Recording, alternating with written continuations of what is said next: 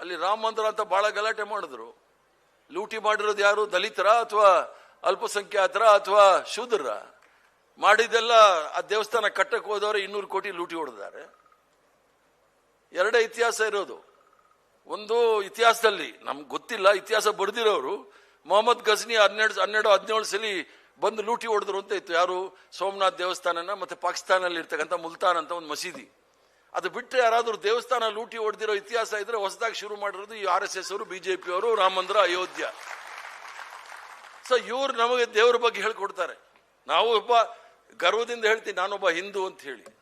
ನಾನು ಹಿಂದೂ ಧರ್ಮವನ್ನು ಪಾಲನೆ ಮಾಡ್ತಕ್ಕಂಥದ್ದು ಮಹಾತ್ಮ ಗಾಂಧಿ, ವಿವೇಕಾನಂದ, ನಾರಾಯಣ್ ಗುರು, ಕನಕದಾಸ, ಬಸವಣ್ಣ ಹೇಳ್ತಕ್ಕಂಥ ಧರ್ಮವನ್ನು ಪಾಲನೆ ಮಾಡ್ತೇವೆ ವಿನಃ ಗೋಲ್ವರ್ಕರ್ರು, ಗೋಡ್ಸೆ ಮತ್ತು ಹೆಡ್ಗೆವಾರ್ ಅವರು ಹೇಳ್ತಕ್ಕಂಥ ಧರ್ಮವನ್ನು ನಾವು ಪಾಲನೆ ಮಾಡೋದಿಲ್ಲ. ಆದ್ರಿಂದ ಜಾತ್ಯತೀತ ತತ್ವ ಅಂತ ಅಂದ್ರೆ ಏನು? ಎಲ್ಲ ಧರ್ಮವನ್ನು ಸಹ ಒಂದಾಗಿ ಹೋಗ್ತಕ್ಕಂಥದ್ದು. ಈ ದೇಶ ಬಹಳ ಅದ್ಭುತವಾದ ದೇಶ. ನಾನು ಇಡೀ ಪ್ರಪಂಚ ಸುತ್ತಿರೋನು. ಈ ದೇಶವನ್ನು ಸಹ 20 ರಾಜ್ಯಗಳ ಉಸ್ತುವಾರಿ ವಹಿಸ್ತಕ್ಕಂಥವನು. ಇಂಥ ದೇಶ ಇಡೀ ಪ್ರಪಂಚದಲ್ಲಿ ನಿಮಗೆ ಸಿಕ್ಕೋದಿಲ್ಲ. 7 ದೊಡ್ಡ ಧರ್ಮಗಳು: ಹಿಂದೂ ಧರ್ಮ, ಇಸ್ಲಾಂ ಧರ್ಮ, ಕ್ರೈಸ್ತ ಧರ್ಮ, ಬೌದ್ಧ ಧರ್ಮ, ಸಿಖ್ ಧರ್ಮ, ಜೈನ್ ಧರ್ಮ, ಜೊರಾಸ್ಟ್ರಿಯನ್ ಧರ್ಮ. 7 ಬಹುದೊಡ್ಡ ಧರ್ಮಗಳಿರ್ತಕ್ಕಂಥ ಯಾವುದಾದ್ರು ರಾಷ್ಟ್ರ ಇದ್ರೆ ಅದು ನಮ್ಮ ಭಾರತ ದೇಶ ಅಂತ ನಾವೆಲ್ಲರೂ ಸಹ ಹೆಮ್ಮೆ ಬೀಳಬೇಕು. 21 ಭಾಷೆ, ಈಗಾಗಲೇ ಅಧಿಕೃತವಾದ ಭಾಷೆ 22 ಭಾಷೆ ಇದೆ. ಅನಧಿಕೃತವಾಗಿರ್ತಕ್ಕಂಥ ಭಾಷೆಗಳು ನೋಡಿದ್ರೆ 19,000 ಹೇಳ್ತಕ್ಕಂಥ ಆಡು ಭಾಷೆಗಳಿರ್ತಕ್ಕಂಥ ದೇಶ. ಇಂಥ ಅದ್ಭುತವಾದ ದೇಶ ನಿಮ್ಗೆಲ್ಲೂ ಸಿಕ್ಕೋದಿಲ್ಲ.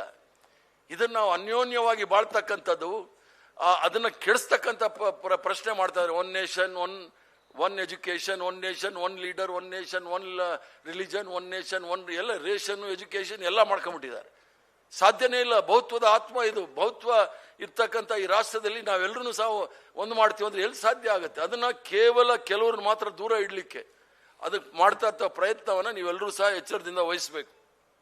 ಯಾಕೆ ಇವೆಷ್ಟೆಲ್ಲ ಹೇಳ್ತಾ ಇದ್ದೀನಿ ಅಂತ ಹೇಳಿದ್ರೆ, ವಿಚಾರ ಸಂಕೀಕರಣ ಮಾಡುವಾಗ ವಿಚಾರಗಳನ್ನ ಆಳವಾಗಿ ಸ್ಟಡಿ ಮಾಡಿ. ಬಹಳ ಹನುಮಂತನವರಿದ್ದಾರೆ, ಕಿಮ್ಮನೆ ರತ್ನಾಕರ್ ಅವರಿದ್ದಾರೆ, ಬಹಳಷ್ಟು ಜನ ಮರೋಲಿ ಅವರಿದ್ದಾರೆ. ಇವರೆಲ್ಲರೂ ಸಹ ನಿಮ್ಗೆ ಹೇಳ್ತಾರೆ, ಅವರವ್ರ ವಿಚಾರ ಬಂದಾಗ ಹೇಳ್ತಾರೆ.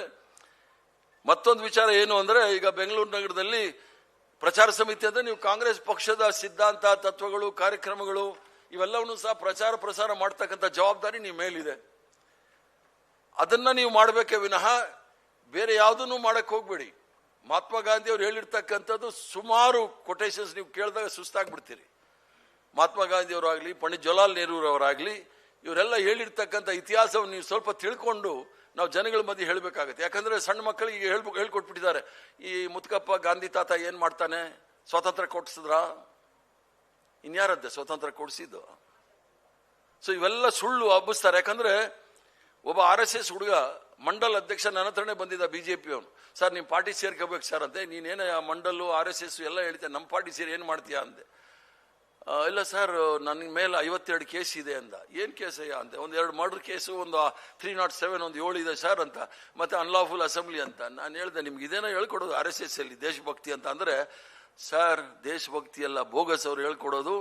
ನಮಗೆ ಸೇರಿಸಿದ ತಕ್ಷಣ 3 ತಿಂಗಳು 6 ತಿಂಗಳು ಟ್ರೈನಿಂಗು, 3 ತಿಂಗಳು ಸುಳ್ಳನ್ನ ಸತ್ಯ ಅಂತ ಹೆಂಗ್ ಮಾಡೋದು ಅಂತ ಹೇಳ್ಕೊಡ್ತಾರೆ, ಸತ್ಯನ ಸುಳ್ಳು ಹೆಂಗ್ ಮಾಡೋದು ಅಂತ ಹೇಳ್ಕೊಡ್ತಾರೆ. ಇದನ್ನೇ 6 ತಿಂಗಳು ನಮಗೆ ಟ್ರೈನಿಂಗು. ಇದು ಕಾಂಗ್ರೆಸ್ ಪಕ್ಷದವ್ರು ಟ್ರೈನಿಂಗ್ ಕೊಡ್ತಾರಾ? ಅದಕ್ಕೆ ಮಹಾತ್ಮ ಗಾಂಧಿ ಹೇಳಿದ್ದು ಸತ್ಯ ಮತ್ತು ಅಹಿಂಸೆ ನಮ್ಮ ತತ್ವ ಸಿದ್ಧಾಂತಗಳು ಅಂತ ಹೇಳಿ. ಅಷ್ಟು ಸುಲಭವಾಗಿ ಹೇಳಿಲ್ಲ ಮುತ್ಕಪ್ಪ. ಯಾಕೆ ಹೇಳಿದ್ರು ಅಂದ್ರೆ, ಈ ದೇಶದಲ್ಲಿ ಇವರೆಲ್ಲ ಸುಳ್ಳಿನ ಫ್ಯಾಕ್ಟ್ರಿ ಇಟ್ಕೊಂಡಿರೋ RSS ಅವ್ರ ವಿರುದ್ಧ ಕಡೆಗೆ ಅವ್ರ ಗುಂಡಿಗೆ ಅವ್ರು ಬಲಿ ಆಗ್ಬೇಕಾಗಿತ್ತು.